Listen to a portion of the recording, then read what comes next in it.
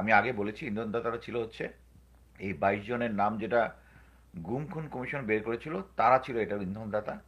এবং তাদের main M ছিল দেশে একটা অরাজকতা পরিস্থিতি তৈরি করে, এবং তাদের একটা এম ছিল যে 72 ঘন্টার মধ্যে অরাজকতা তৈরি করে সেনাবাহিনীকে দিয়ে ক্ষমতা গ্রহণ করানো। ইসকনও এটা বুঝে গেছে যে তারা তারা এক্সপোজ হয়ে গেছে, ভারতও অলরেডি বুঝে গেছে।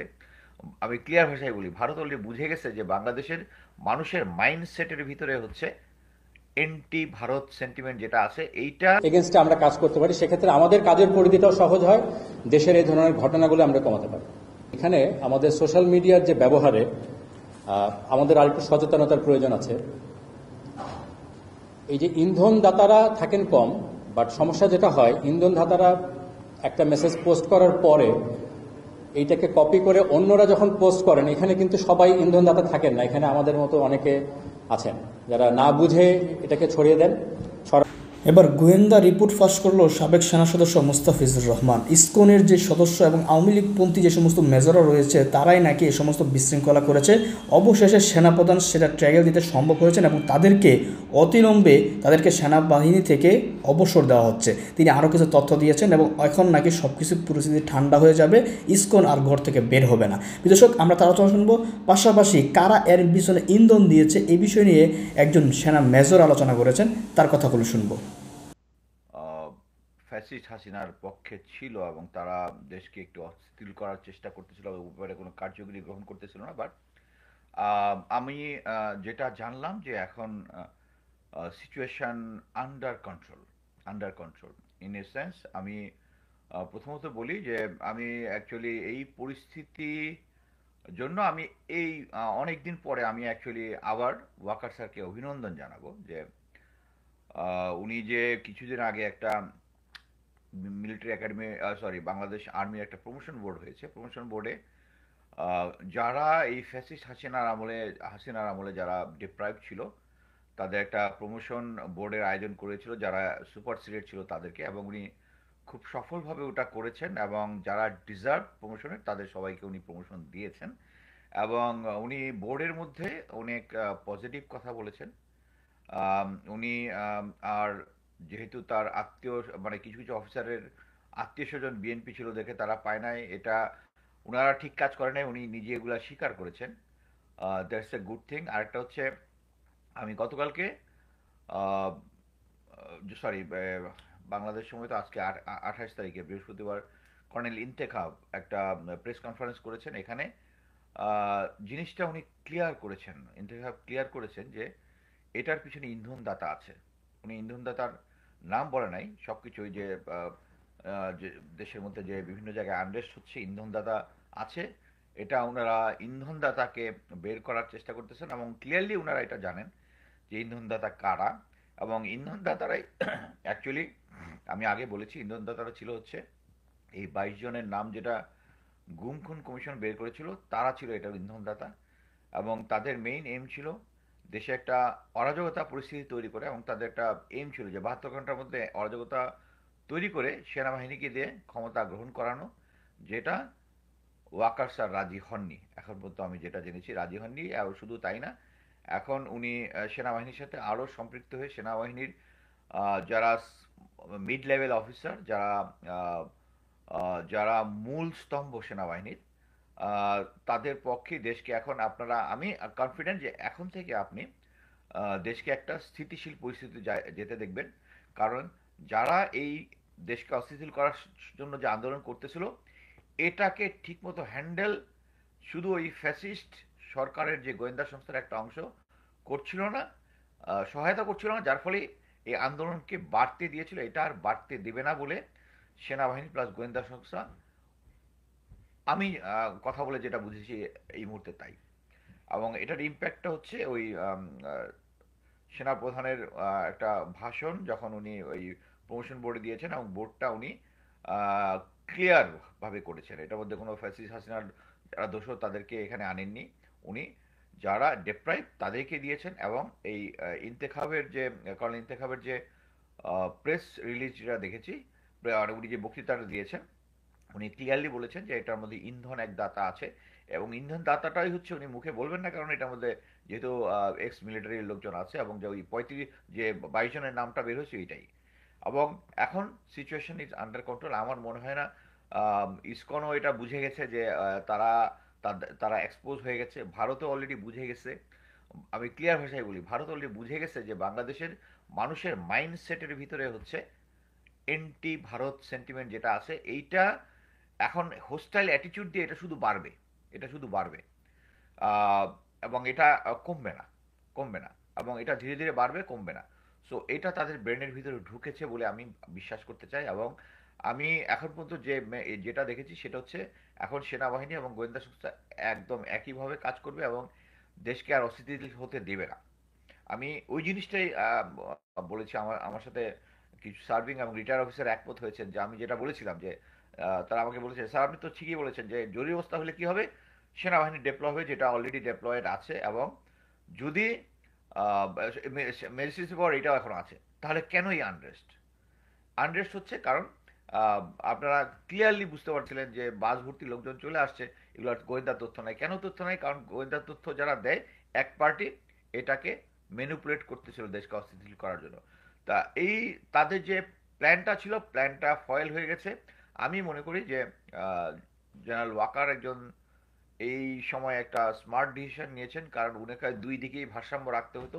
কারণ এখন ভারসাম্যের পাল্লা পুরোপুরি জনগণের পক্ষে, জনগণের পক্ষে। আপনারা যে সমস্ত তথ্য তথ্য পাচ্ছেন, ভারতীয় বাহিনীরা আহ, বাংলাদেশের বর্ডারে চলে আসছে, এগুলার কোনো ক্রেডিবল ইনফরমেশন মানে ক্রেডিবল কোনো কিছু এখন পর্যন্ত সরকারিভাবে পাওয়া যায়নি। তো এগুলাকে আপনি ধরে নেবেন যে ভারতের যে ভারতের যে পক্ষে যারা কথা বলে, যারা বিভিন্ন সময় কথা বলে, তারা এই কথাগুলো বলে আমাদের উপরে একটা প্রেশার ক্রিয়েট করতে চায়। আমি ডক্টর কলিমুল্লাহকে কয়েকটা ইয়াতে বলেছিলাম যে এই সমস্ত কথা না বলার জন্য। কি কারণে? কারণ ভারতীয় থিঙ্ক ট্যাঙ্ক এগুলো বলবে, মেনে নিলাম যে তারা তাদের দেশের পক্ষে প্রোপাগান্ডা চাচ্ছে, কিন্তু ডক্টর কলিমুল্লাহ বাংলাদেশের হয়ে বাংলাদেশের পক্ষে, ভারতের পক্ষে উনি একটা প্রেশার ক্রিয়েট করার জন্য 35,000 সৈন্য আশেপাশে ডেপ্লয় হয়েছে বা এগুলো, this is bullshit. Bangladesh army is a strong army and Indian army is not strong enough to manage hour army if army wants to fight. Simple, if army wants to fight. এবং আমি মনে করি situation বুঝে general Waker এখন right ডিসিশনটা নিচ্ছেন। এবং আমি আশা করি এবং আমি স্ট্রংলি বিশ্বাস করি যে এখন দেশের পরিস্থিতি আস্তে আস্তে ইনশাআল্লাহ ভালো হবে। ওই যে পারপিটেটর যারা কাজ করতেছিল, যে এখন এই যে 22 জন সহ আরো, হ্যাঁ, আরো আরো আরো লোক, এই 22 জনই শেষ না, আরো আমি বিশ্বাস করি আরো আরো নাম আসবে। কারণ এরাই শুধু যে গুম করেছে তারা, বাংলাদেশ আর্মিকে, বাংলাদেশের গোয়েন্দা সংস্থাকে, বাংলাদেশকে ক্লিন করার জন্য যারা গুম খুনের সাথে জড়িত এই দেশে, তাদেরকে শাস্তিমূলক ব্যবস্থা যদি গ্রহণ না করা হয়, বাংলাদেশ একটু এগিয়ে যেতে পারবে না এবং ভারতের কন্ট্রোলের মধ্যে থাকবে। আমাদেরকে এটা আহ, বুঝতে হবে। এবং সেনাবাহিনীকে সেই অনুযায়ী যারা গুম খুন এবং এগুলোর সাথে জড়িত, তারা যতই স্মার্ট হোক, যতই ইয়া হোক, তাদেরকে আইনের আওতায় নিয়ে আসতে হবে ফর বাংলাদেশ, ফর বাংলাদেশ, বাংলাদেশ এবং বাংলাদেশ সেনাবাহিনী এগুলার রক্ষা করার জন্য। সো আমি আশা করি এখন জেনারেল ওয়াকার যে ডিসিশনগুলো নিয়েছেন এই মুহূর্তে যেগুলো আছে, আমি মনে করি এগুলো আমাদের এবং দেশের জনগণের ইন্টারেস্টের ফেভারেবল। এবং আমি কংগ্রেচুলেট করব যে কুকি চীনের এগেনস্টে খুব স্ট্রং অ্যাকশন নিচ্ছে। এইটাই হচ্ছে সরকারের যে পজিটিভ অ্যাটিটিউড আছে কিনা এইটাই। আপনি দেখেন ফ্যাসিস্ট শাসনের আমলে কুকি চীনের কিন্তু কোনো তেমন একটা তারাই ছিল অ্যাগ্রেসর। বাট এই মুহূর্তে কিন্তু Bangladesh army is in a driving seat এবং কুকি চীনকে তারা তাড়িয়ে দিচ্ছে এবং তাদের নাম্বার অফ ক্ল্যাশের মধ্যে তারা কোনো সুযোগই পাচ্ছে না। তো এটাই আমি জাস্ট বলতে চাচ্ছিলাম যে এটা আমাদের এখন একসাথে ইউনাইটেড হওয়ার সময়। আমরা একসাথে ইউনাইটেড হব এবং আমাদের রাজনৈতিক দলগুলো যদি বুঝে যে প্রেজেন্ট সিচুয়েশন আমাদেরকে ভারত আওয়ামী লীগ তোষণ করে আওয়ামী লীগকে সাপোর্ট দিয়ে যে পর্যায়ে নিয়ে গেছে, এটাকে কাউন্টার দেওয়ার জন্য আমাদের প্রেজেন্ট রোল হচ্ছে ভারতের এই দাদাগিরিটা বন্ধ করা। এবং রাজনৈতিক দলগুলো যদি এটা বোঝে, তাহলেই রাজনৈতিক দলগুলো যদি এটা বোঝে, তাহলে আমরা সঠিক পথে যাব। এখন কোনো রাজনৈতিক দল যদি, এবং আমি আরেকটা জিনিস বলবো যে অনেক সময় রাজনৈতিক দলগুলা বিএনপি জামাত এদের নামে অনেক সময় অনেক প্রোপাগান্ডাও হয়। বর্তমানে যেহেতু তারাই গ্রাউন্ডের সবচেয়ে বড় রাজনৈতিক দল, তাদেরকে আমি অনুরোধ করব যে আপনারা দয়া করে মানে ভারতের পক্ষে স্টেক যায় এরকম কোনো কথা কাইন্ডলি বলবেন না। আমি প্রফেসর কলিমুল্লাহ স্যারকেও একসাথে আমি কয়েকটা টক শো করেছি, ওনাকে আমি বলেছি যে এই ধরনের প্রোপাগান্ডা করবে হচ্ছে ভারতীয় থিঙ্ক ট্যাঙ্ক। আপনি দেশে বসে আপনি বলবেন ভারত 35,000 সৈনিক এখানে চলে আসছে বা ভারত এটার বিরুদ্ধে ব্যবস্থা নিতে পারে, it's not accepted, it's not accepted. দেখি এখন যদি আমি কোনো আহ, প্রশ্ন থাকে প্রশ্নের উত্তর দিব। আর বাংলাদেশের আর্মির সৈনিকদের সংখ্যা বাড়ানো হচ্ছে না কেন, এটা আমার এটার ব্যাপারে আমি কোনো উত্তর দিতে পারি না। এই রাইট ডিসিশন হাসিনার দোষরদের ক্লিনজিং না করে পুনর্বাসন করা হবে না।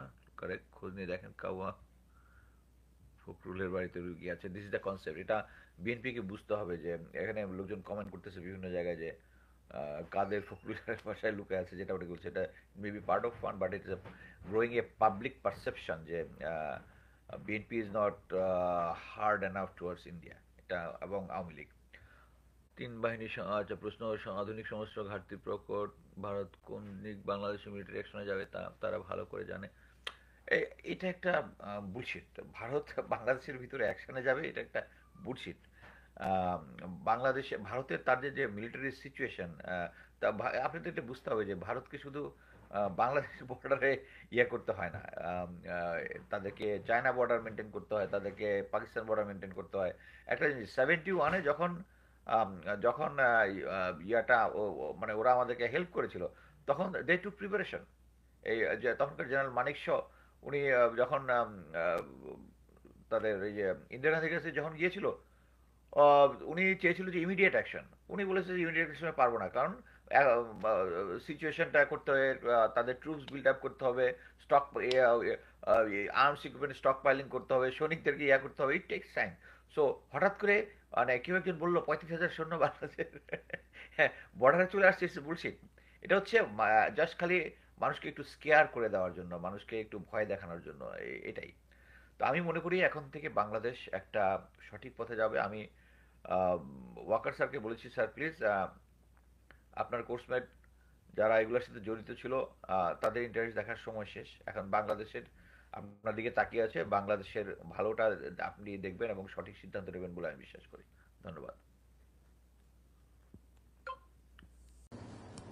প্রত্যেকটা ঘটনাকে আলাদা করে একটু বিচার করার প্রয়োজন আছে অন্যান্য ঘটনার থেকে। তার আগে আমি একটা জিনিস বলি, এই যে আমরা বর্তমান পরিস্থিতিতে আমাদের আইন শৃঙ্খলার বা যে ধরনের ঘটনাগুলো বললেন, আন্দোলন বা বিভিন্ন ধরনের প্রোটেস্ট আনরেস্ট হচ্ছে, এগুলো করার পেছনে তিন ধরনের করছেন কারা, তিন ধরনের ব্যক্তি বা তিন ধরনের গ্রুপ। একটা হলো যারা চিহ্নিত অপরাধী, তাদের কাজই হচ্ছে বিভিন্ন ধরনের অপরাধ করা বা এই ধরনের বিষয়ে তারা কাজ করে। একটা হচ্ছে ইন্ধনদাতা, কিছু আছেন যারা উদ্দেশ্য প্রণোদিতভাবে কাজ করছে। আর একটা বড় গ্রুপ আছে যারা দেশের সাধারণ জনগণ। যেমন এই যে ছাত্রদের যেটা বললেন, এর আগে আমরা বিভিন্ন সময় দেখছি যে গার্মেন্টস সেক্টরের আনরেস্ট হচ্ছে, শ্রমিকরা করছে, এরা কিন্তু সাধারণ জনগণ। ট্রাফিক আইন ভঙ্গ করছে, এখানে কিন্তু আমাদের মতো সাধারণ জনগণ। এখন আইন শৃঙ্খলা রক্ষাকারী বাহিনীর ভূমিকাটা মূলত থাকবে প্রথম যে দুইটা গ্রুপ বললাম, যারা অপরাধী, যারা উদ্দেশ্য প্রণোদিতভাবে অপরাধ করে, বা ইন্ধনদাতা। সাধারণ জনগণের বিপক্ষে যখন আমাদের দাঁড়াতে হয়, আমাদের একটু চিন্তা করে কাজ করতে হয়। বিশেষ করে আপনারা যদি ছাত্রদের কথা বলেন, এই ছাত্ররাই আন্দোলন করে দেশের এখন একটা আমাদের যে বর্তমান পরিস্থিতি এনেছে, এবং আমরা সবাই আশা করছি যে দেশটা একটা ভালোর দিকে যাবে। সেই ছাত্ররাই যখন কারো ইন্ধনে একটু সাময়িকভাবে ডিরেইল হয়ে যাচ্ছে, পরিস্থিতি না বুঝে, তখন তাদের এগেনস্টে আমরা যদি শক্তি প্রয়োগের কথা চিন্তা করি, আমাদেরকে একটু চিন্তা করে কাজটা করতে হয়। ঠিক আছে, আমরা আশা করি ছাত্ররা, শ্রমজীবী, কর্মজীবী, সাধারণ মানুষ যারা আছেন, প্রত্যেকেই তার নিজ নিজ জায়গায় থেকে আমরা দেশটাকে কোথায় দেখতে চাই এবং সেখানে আমার নিজের কি দায়িত্ব সেটা বুঝবেন।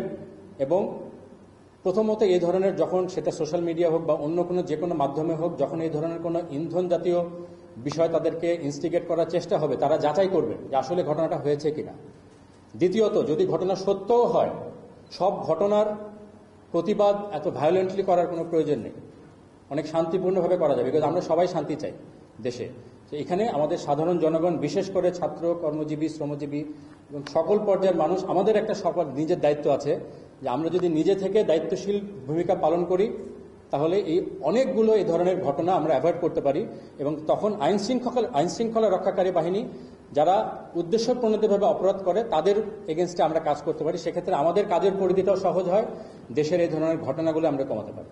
এখানে আমাদের সোশ্যাল মিডিয়ার যে ব্যবহারে আমাদের আরেকটু সচেতনতার প্রয়োজন আছে। এই যে ইন্ধনদাতারা থাকেন কম, বাট সমস্যা যেটা হয় ইন্ধনদাতারা একটা মেসেজ পোস্ট করার পরে এইটাকে কপি করে অন্যরা যখন পোস্ট করেন, এখানে কিন্তু সবাই ইন্ধনদাতা থাকেন না। এখানে আমাদের মতো অনেকে আছেন যারা না বুঝে এটাকে ছড়িয়ে দেন, ছড়ার ফলে এই ধরনের আনরেস্টগুলো হয়। তো আমরা চিহ্নিত করার অবশ্যই চেষ্টা আছে যে কারা আসলে মূলত উদ্দেশ্য প্রণোদিতভাবে এই কাজগুলো করছে এবং সেটার এগেনস্টে ব্যবস্থা অবশ্যই নেওয়া হচ্ছে। ইন্টেলিজেন্স, পুলিশ সবার সাথে সমন্বিতভাবে আমরা কাজ করছি। আমাদের প্রেজেন্সও আপনারা এই জন্য দেখছেন যে মূলত বড় ধরনের যতগুলো ঘটনা কোথাও কিন্তু রিসেন্টকালে এমন হয়নি যে আমরা জানি মানে আইন শৃঙ্খলা রক্ষাকারী বাহিনী জানে না বা ঘটনা ঘটে গেছে, এরকম কিন্তু খুব হয়নি। বাট এটার ব্যাখ্যাটা তো আমি আগেই দিলাম যে কোনো কোনো ক্ষেত্রে আমাদেরকে একটু চিন্তা করে কাজ করতে হচ্ছে। সেক্ষেত্রে হয়তো অনেকের মনে হতে পারে যে আইন শৃঙ্খলা রক্ষাকারী বাহিনী যথাযথ পদক্ষেপ নেয়নি, কিন্তু আমরা তো শুধু সামনেরটা দেখি। এই যে যত ধরনের এরকম ইন্টেলিজেন্স পাওয়া যায় এগুলোর পরবর্তী কিন্তু যারা এই ধরনের কার্যক্রম করার সম্ভাবনা যাদের থাকে তাদের সাথে অনেক আগে থেকে এনগেজমেন্টে যাওয়া হয় এবং এভাবে অনেকগুলো ঘটনাকে কিন্তু ইতিমধ্যে প্রতিরোধ করা সম্ভব হয়েছে।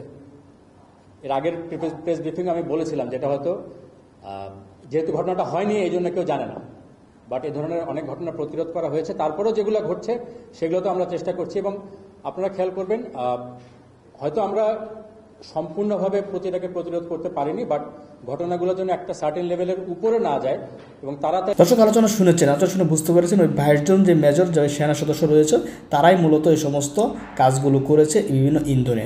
তো এখানে একজন সেনাবাহিনীর আলোচনা শুনেছেন, তিনি বলেছেন যে ইন্ধন আছে আমরা জানি, যেহেতু ইন্ধন তারা জানে কিন্তু আর কিছু করতে পারে নাই, কারণ তারা একটা বড় একটা সংখ্যা, এই জন্য হয়তো তারা কিছু করতে পারে, কিন্তু ধীরে ধীরে তার ব্যবস্থা নিবে এটা কিন্তু স্পষ্ট বোঝা গিয়েছে। তো সাবেক সেনা সচিব আলোচনা করে বুঝতে পেরেছেন দেশে এখন আর কোনো সমস্যা হবে না, ভারত ইসকন সবাই বুঝে গিয়েছে তারা ধরা খেয়েছে। আসলে আমরা এটা চাই, তবে আমরা বিচার চাই। আমাদের যে ভাই বুকের আলিফ শহীদ হয়েছেন তারকে যারা হত্যা করিয়েছে তাদের সুষ্ঠু বিচার হোক এবং আইনের যেই বিচার হোক আইনের মাধ্যমে বিচার করা হোক। আমরা মুসলিমরা আইন হাতে তুলে নেয়। এই যে সারা বাংলাদেশে এমন একটা ঘটনা ঘটেছে, এখনও পর্যন্ত একজন হিন্দুকে কেউ মারে নাই। এতে এরকম সাম্প্রদায়িক একটা দেশ, সাম্প্রদায়িক প্রিয় একটা দেশ পৃথিবীর হয়তো আর কোথাও নেই। পৃথিবীর কোথাও যদি কোনো একজন ধর্মীয় ভিত্তিতে কোনো ধর্মের একজন মানুষকে কোনো ধর্মের লোকেরা কুপিয়ে হত্যা করতো, আমার মনে হয় না মুসলিম ছাড়া আর কোনো ধর্ম ঠিক থাকতো বা তারা এটা সাধারণভাবে মেনে নিত।